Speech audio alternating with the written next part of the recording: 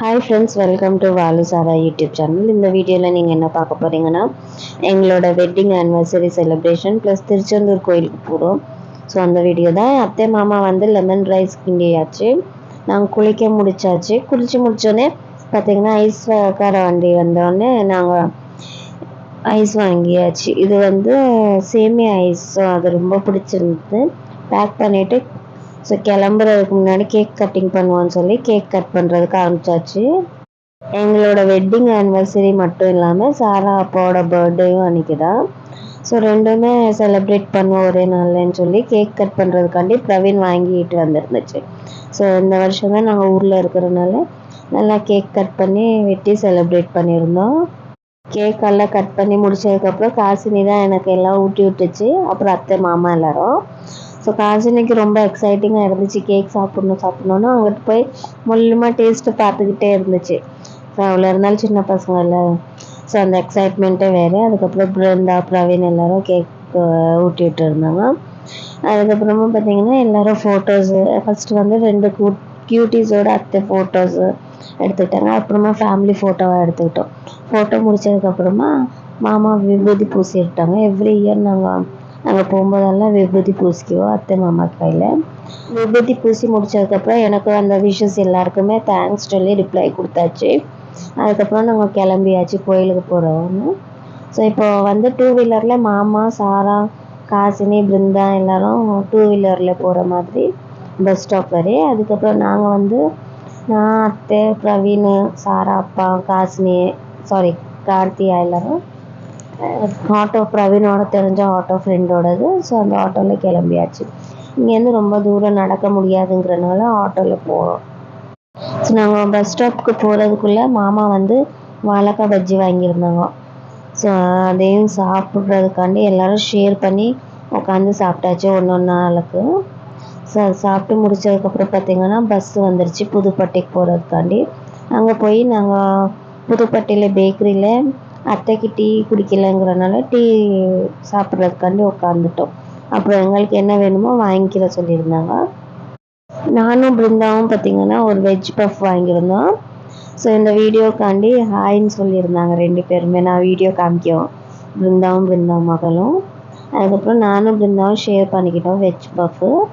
அப்புறமா கார்த்தியா வந்து பாதாம் மில்கை குடிக்கிறதுக்காண்டி ட்ரை பண்ணால் நான் ஒரே ஒரு ட்ராப் மட்டும் தான் குடிச்சிருந்துச்சு.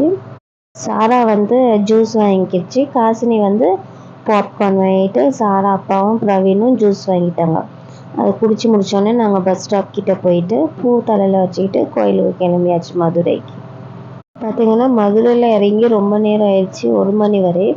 ஆனால் பஸ் எல்லாமே வருது, ஆனால் சரியான கூட்டமாக இருக்கிறனால நாங்கள் ஏறவே இல்லை. அதுக்கப்புறமா அடுத்த பஸ் ஸ்டாப்பில் தான் போய் நாங்கள் திருச்செந்தூருக்காண்டி இறங்கியிருந்தோம். பஸ்ஸு காலையில் 4 மணி போல் தான் திருச்செந்தூருக்கே நாங்கள் போய் சேர்ந்தோம்.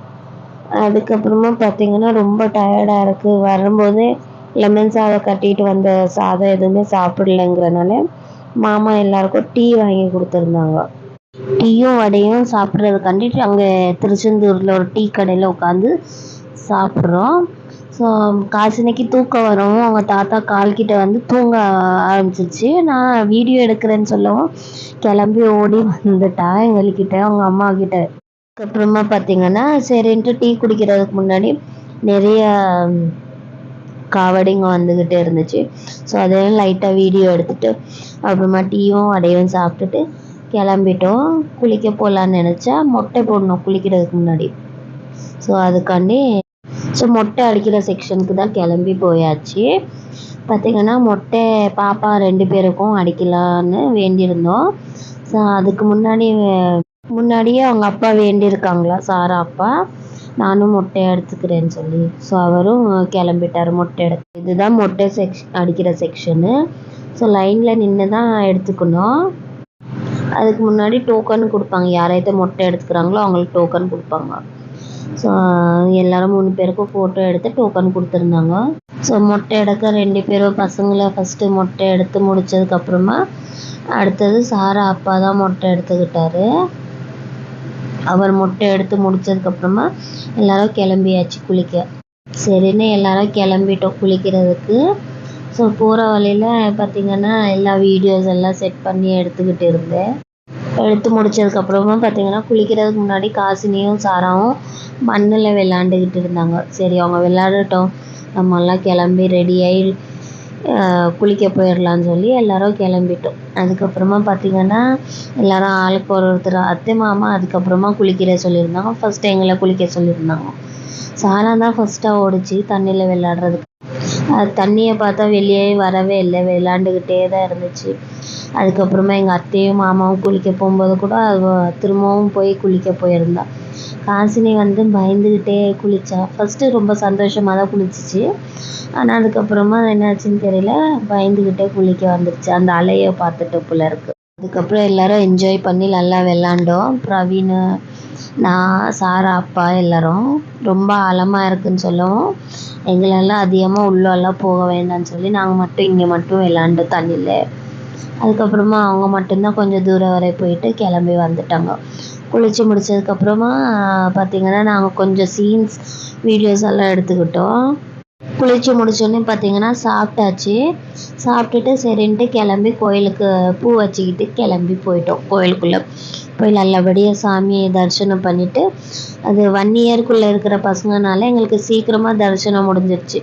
ஸோ முடிச்சுட்டு கிளம்பிட்டோம் வீட்டுக்கு. ஸோ இதுதான் எங்களோட வீடியோ. எப்படி இருக்குன்னு லைக் பண்ணுங்கள், கமெண்ட் பண்ணுங்கள்.